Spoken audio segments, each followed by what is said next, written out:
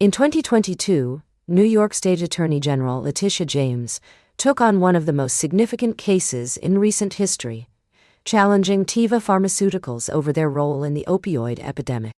The case began in 2016, when Teva Pharmaceuticals was accused of aggressively marketing OxyContin and other highly addictive opioids despite knowing about their potential for misuse.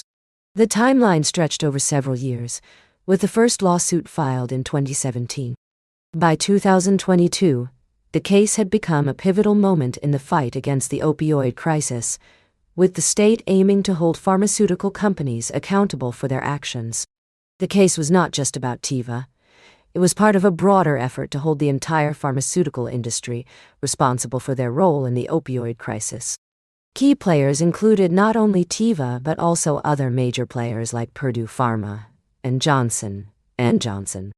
The challenge lay in proving corporate malfeasance amid years of deceptive marketing practices. The legal team under AG James had to meticulously gather evidence, including internal emails, documents, and testimony from former employees who revealed the company's aggressive sales tactics and disregard for public health. Despite these hurdles, AG James and her team worked tirelessly to build a compelling case.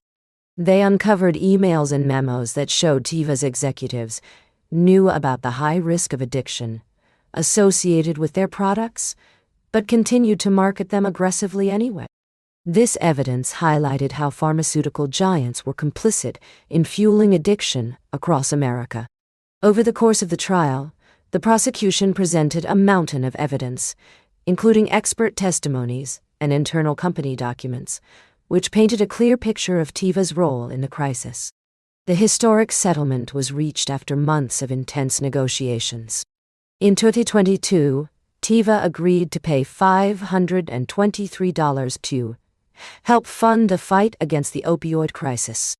This settlement was significant not just because of the amount of money involved, but also because it set a precedent for holding pharmaceutical companies accountable for their actions. The case underscored the importance of transparency and ethical business practices in the pharmaceutical industry. The consequences of this case extended far beyond the immediate financial settlement. It sent a strong message to other pharmaceutical companies about the need to prioritize public health over profits. The case also highlighted the complexity of fighting such a powerful adversary and the importance of collaboration between states and federal agencies in addressing public health crises. As the fight against the opioid crisis continues, the lessons learned from this case will undoubtedly play a crucial role in shaping future policies and practices. What comes next in our ongoing battle against the opioid crisis?